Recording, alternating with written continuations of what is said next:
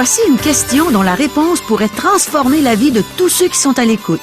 Est-ce qu'il y a de l'espoir pour toute personne qui a commis des péchés, peu importe la gravité de ses péchés? La parole de Dieu va nous donner une réponse qu'il ne faut pas manquer aujourd'hui à l'émission À travers la Bible.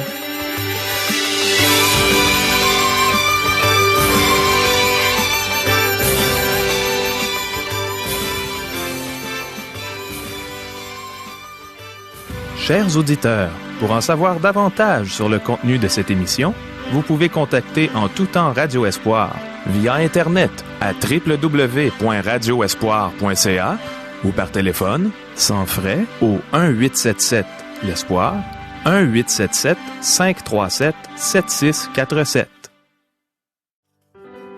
Bonjour, ici Caro. Je crois sincèrement qu'on va voir la bonté et la miséricorde de Dieu à travers les réponses qu'on va recevoir aujourd'hui. Voici nos questions. Est-ce que Dieu est patient avec nous? Est-il lent à la colère? Est-ce que c'est grave de porter une fausse accusation contre un chrétien?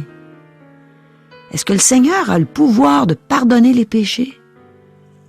Est-ce qu'il y a de l'espoir pour n'importe quel pécheur? Faut-il être vigilant à l'égard du péché? Est-ce qu'un pécheur transmet son péché là où il passe?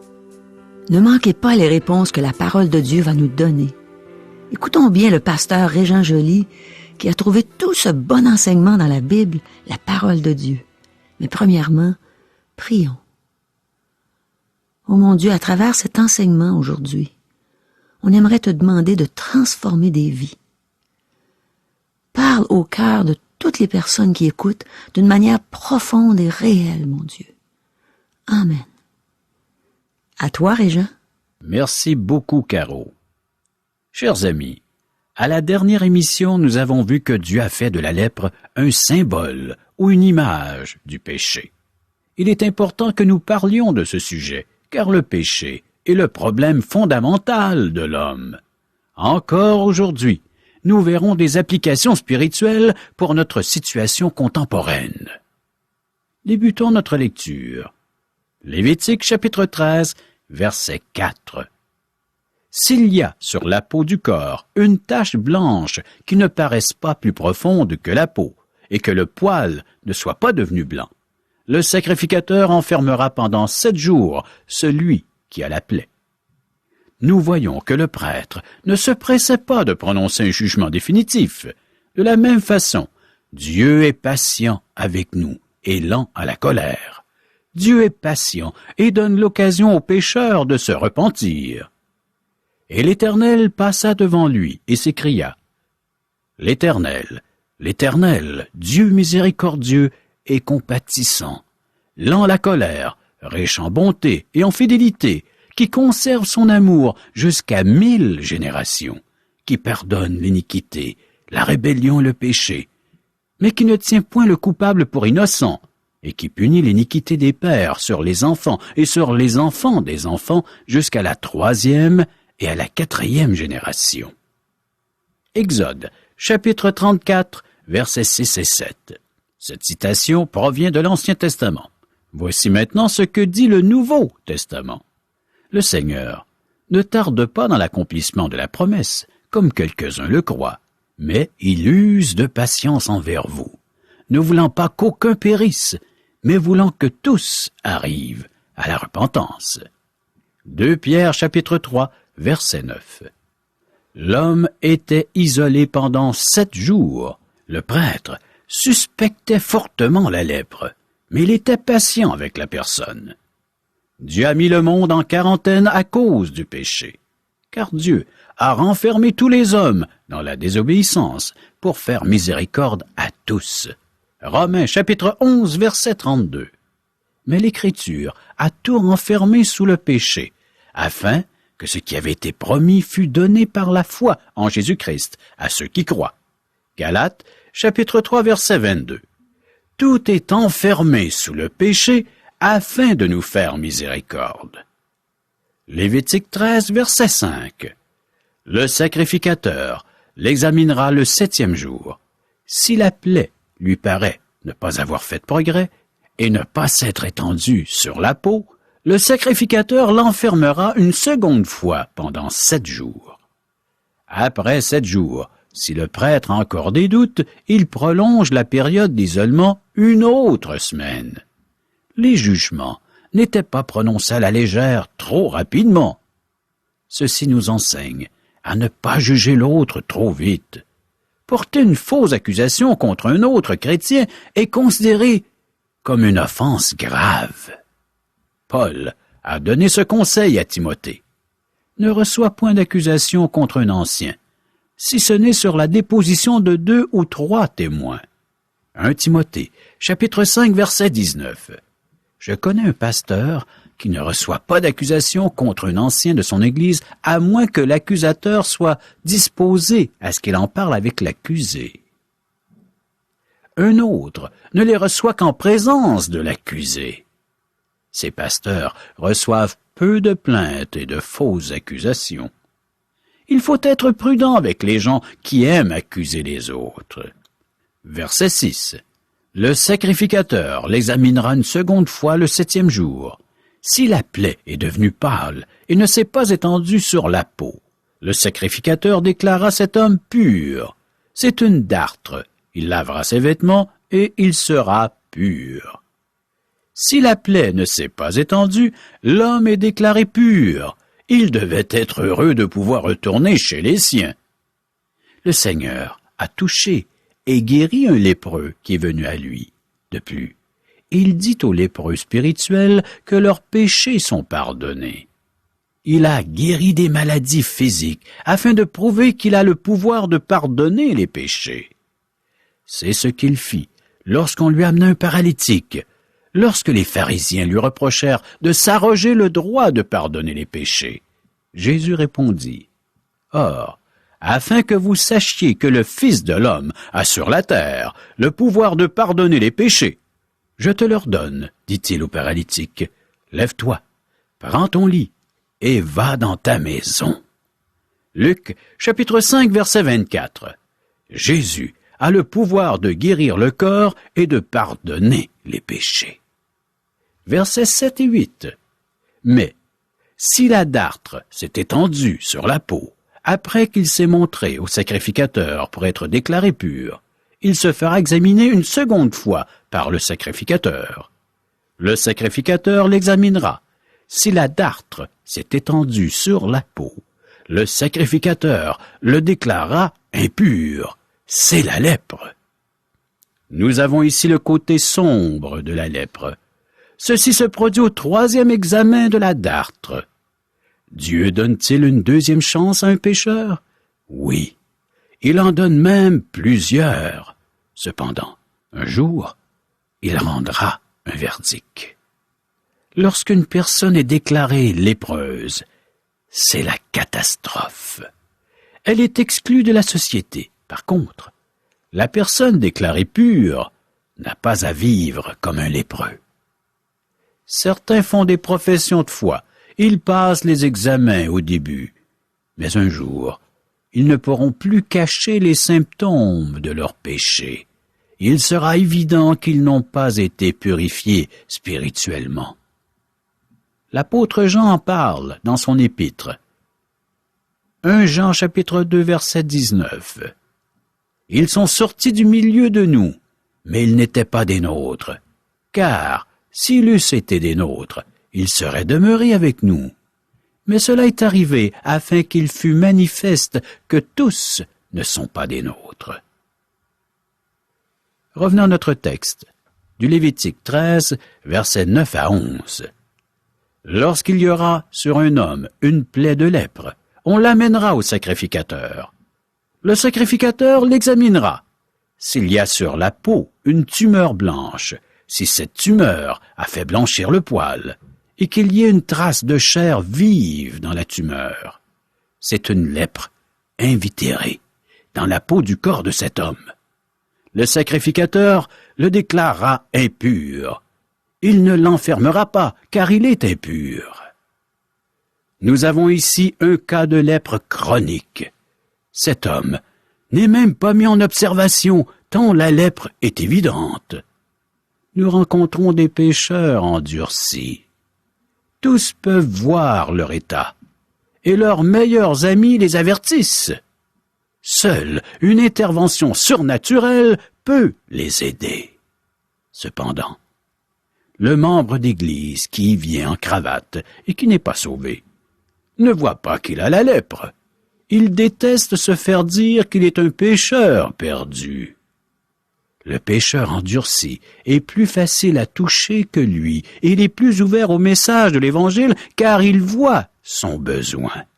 Il sait qu'il a la lèpre.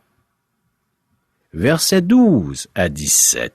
Si la lèpre fait une éruption sur la peau et couvre toute la peau de celui qui a la plaie, depuis la tête jusqu'aux pieds, partout où le sacrificateur portera ses regards, le sacrificateur l'examinera.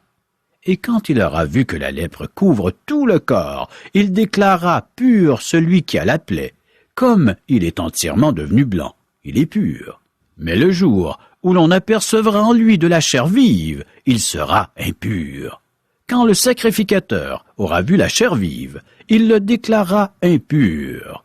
La chair vive est impure, c'est la lèpre. Si la chair vive change et devient blanche, il ira vers le sacrificateur.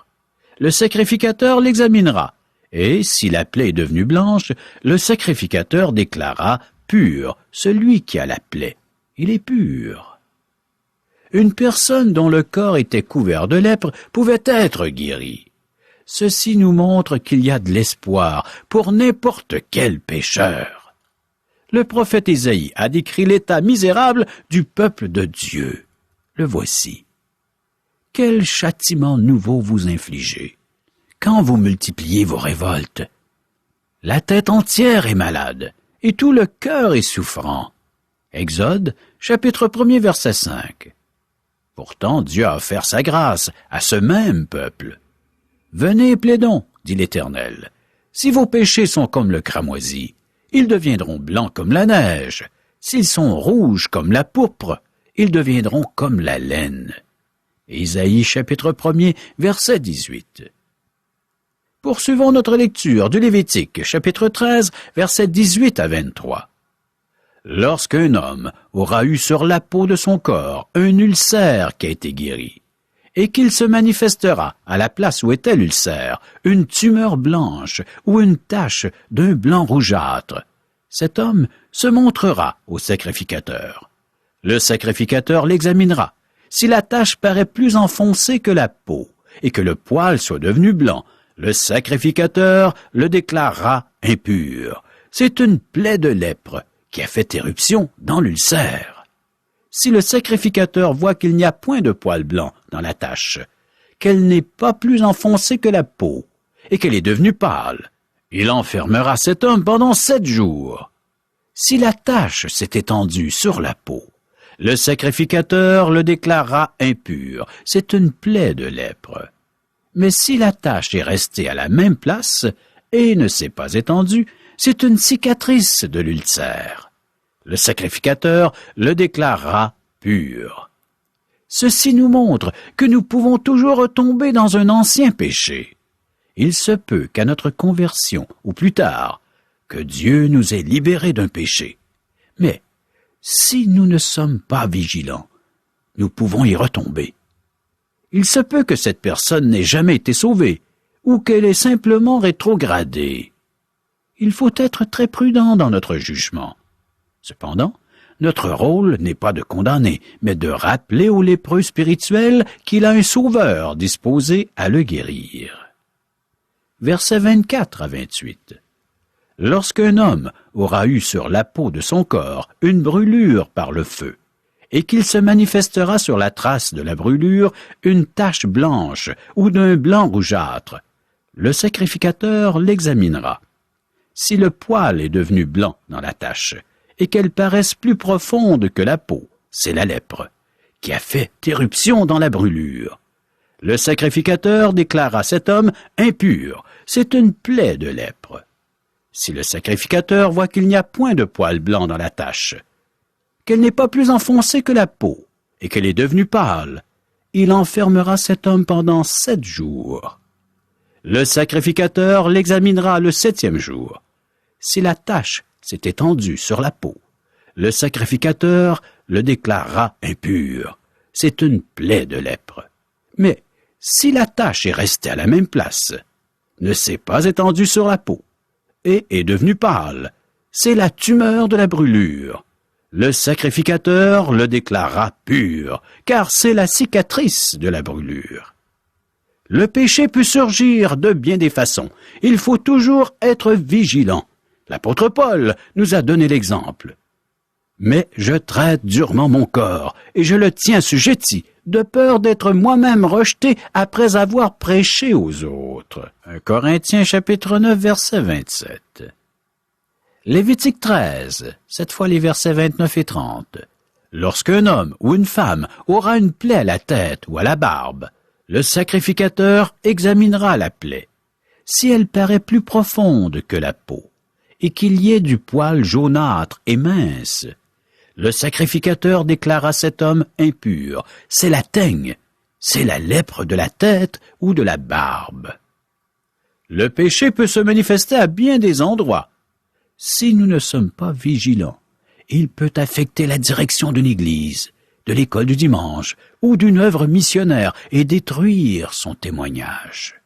Du verset 31 à 44, nous avons encore des instructions qui démontrent que le prêtre devait être très prudent avant de rendre son jugement. Il faut toujours être très prudent avant de porter des accusations contre un ouvrier dans l'œuvre de Dieu. Verset 45, le lépreux atteint de la plaie portera ses vêtements déchirés et aura la tête nue. Il se couvrira la barbe et criera « Impur ». Impur. Un simple contact suffisait pour transmettre la lèpre. C'est pourquoi un lépreux devait avertir les autres au sujet de sa condition alors qu'il circulait sur les voies publiques. Le pécheur transmet son péché là où il passe. Des jeunes imitent les parents qui boivent. De nombreuses personnes esclaves de la pornographie ont débuté lorsqu'ils ont trouvé les revues d'un père, d'un frère aîné ou d'un oncle. Si un père a choisi de vivre dans le péché, il n'a cependant pas le droit d'y entraîner son fils, surtout que cela risque de le conduire à l'enfer. Le péché souille tout ce qu'il touche, tout comme la lèpre souillait un vêtement. Maintenant, nous avons des instructions au sujet des vêtements sur lesquels se trouve une plaie de lèpre. Lévitique, chapitre 13, versets 47 à 59. Lorsqu'il y aura sur un vêtement une plaie de lèpre, sur un vêtement de laine ou sur un vêtement de lin, à la chaîne ou à la trame de lin ou de laine, sur une peau ou sur quelque ouvrage de peau, et que la plaie sera verdâtre ou rougeâtre sur le vêtement ou sur la peau, à la chaîne ou à la trame, ou sur un objet quelconque de peau. C'est une plaie de lèpre, et elle sera montrée au sacrificateur. Le sacrificateur examinera la plaie, et il enfermera pendant 7 jours ce qui en est attaqué. Il examinera la plaie le 7e jour. Si la plaie s'est étendue sur le vêtement, à la chaîne ou à la trame, sur la peau ou sur l'ouvrage quelconque fait de peau, c'est une plaie de lèpre invétérée. L'objet est impur. Il brûlera le vêtement, la chaîne ou la trame de laine ou de lin, l'objet quelconque de peau sur lequel se trouve la plaie, car c'est une lèpre invétérée. Il sera brûlé au feu. Mais si le sacrificateur voit que la plaie ne s'est pas étendue sur le vêtement, sur la chaîne ou sur la trame, sur l'objet quelconque de peau, il ordonnera qu'on lave ce qui est attaqué de la plaie, et il l'enfermera une seconde fois pendant 7 jours. Le sacrificateur examinera la plaie après qu'elle aura été lavée. Si la plaie n'a pas changé d'aspect et ne s'est pas étendue, l'objet est impur. Il sera brûlé au feu. C'est une partie de l'endroit ou de l'envers qui a été rongée. Si le sacrificateur voit que la plaie est devenue pâle après avoir été lavée, il l'arrachera du vêtement ou de la peau, de la chaîne ou de la trame. Si elle paraît encore sur le vêtement, à la chaîne ou à la trame ou sur l'objet quelconque de peau, c'est une éruption de lèpre. Ce qui est attaqué de la plaie sera brûlé au feu. Le vêtement, la chaîne ou la trame, l'objet quelconque de peau qui a été lavé et d'où la plaie a disparu, sera lavé une seconde fois et il sera pur. Telle est la loi sur la plaie de la lèpre, lorsqu'elle attaque les vêtements de laine ou de lin, la chaîne ou la trame, ou un objet quelconque de peau, et d'après laquelle ils seront déclarés purs ou impurs. Ce passage donne des instructions détaillées au sujet des vêtements souillés par la lèpre. C'est la même loi, qu'importe la qualité du vêtement. Les vêtements chers sont aussi infectés que les vêtements bas de gamme. Souvent, dans la Bible, le vêtement représente la justice d'un homme. Lisons ensemble le prophète Ésaïe, chapitre 64, verset 5. « Nous sommes tous comme des impurs, et toute notre justice est comme un vêtement souillé. » Qu'importe qui nous sommes, riches ou pauvres, ouvriers ou patrons, qu'importe notre profession ou notre métier, notre justice est comme un vêtement souillé aux yeux de Dieu. Tout ce qu'un pécheur touche est contaminé par son péché. Même le vêtement de ceux qui avaient des souillures moins sérieuses devait être lavé. Ce passage démontre une excellente compréhension de la manière que se propage une infection. Chers amis, nous sommes tous souillés par le péché, et nous tous, nous avons besoin d'être purifiés par le sang de Christ. Seul Dieu peut faire cela pour un pécheur. Nous ne pouvons pas nous adresser à qui que ce soit d'autre. Chers amis, vous pouvez maintenant vous présenter devant le grand prêtre, qui est le Christ, le Seigneur Jésus, avec votre lèpre, votre état de péché. Acceptez son diagnostic de ce grand médecin de l'âme et prenez le seul remède qui peut faire de vous un saint.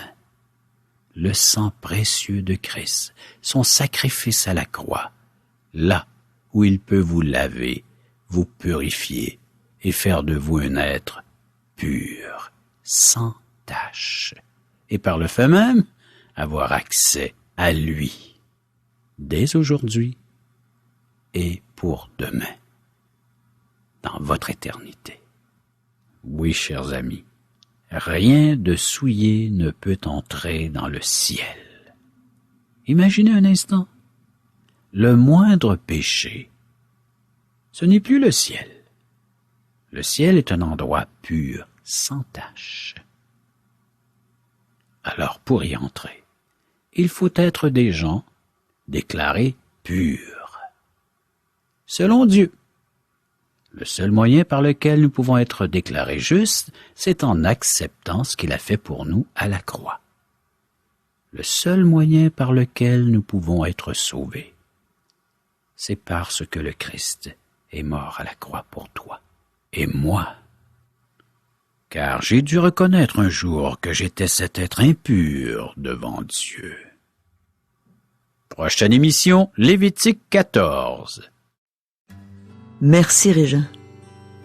Mes amis, avez-vous remarqué à quel point Dieu est patient et miséricordieux envers chacun de nous, sans exception? Avez-vous vu combien il est lent à la colère? Dieu a le pouvoir de pardonner des péchés, et il prend plaisir à le faire pour tout pécheur repentant, qui croit qu'il ne peut être sauvé que par la foi en Jésus-Christ. J'aimerais m'adresser en ce moment aux personnes qui croient que leurs péchés sont impardonnables, tellement ils sont graves. Je m'adresse à toi qui écoutes notre émission, soit chez toi ou dans ton auto, ou peut-être d'une prison quelque part. Je m'adresse à toi qui penses peut-être que les péchés que tu as commis sont impardonnables. Eh bien, j'ai une bonne nouvelle pour toi.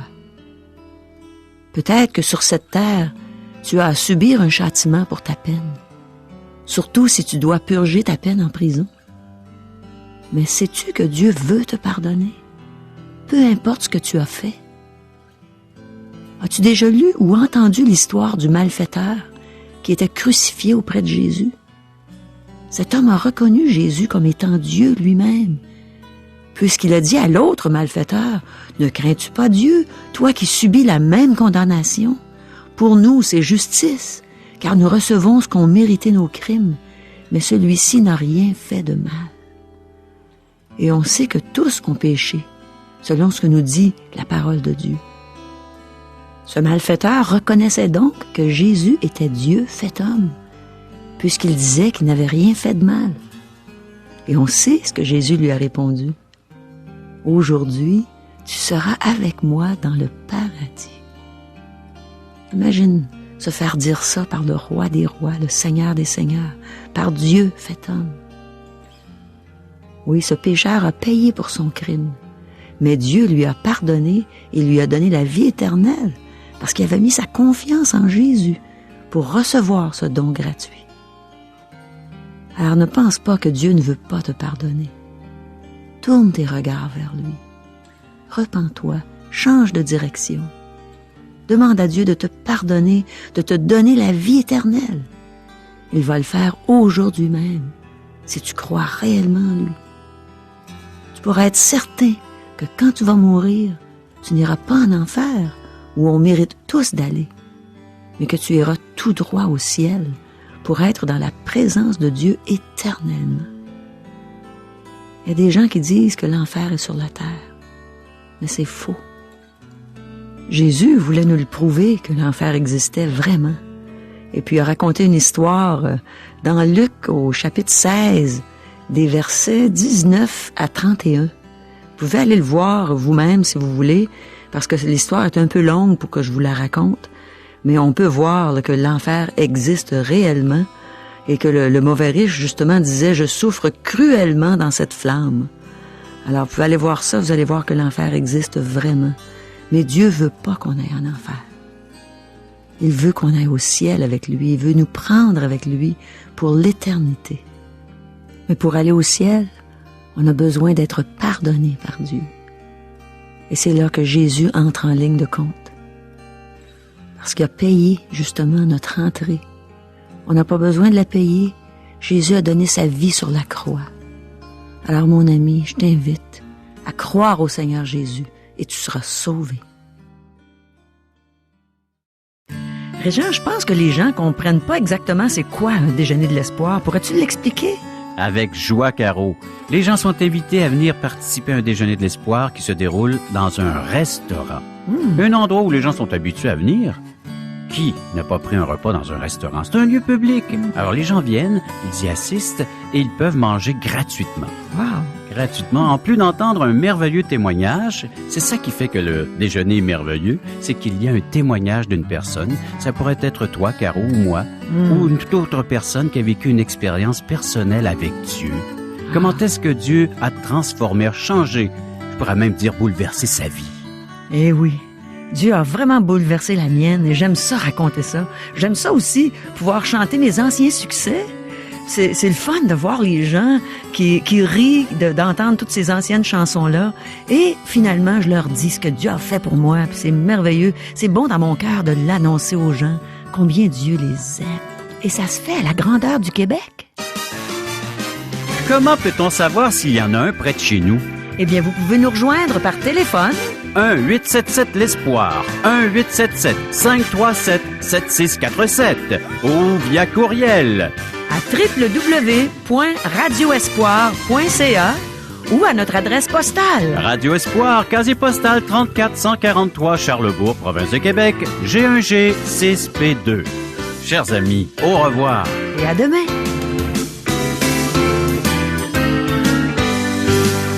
Cette émission vous a été présentée par Radio Espoir.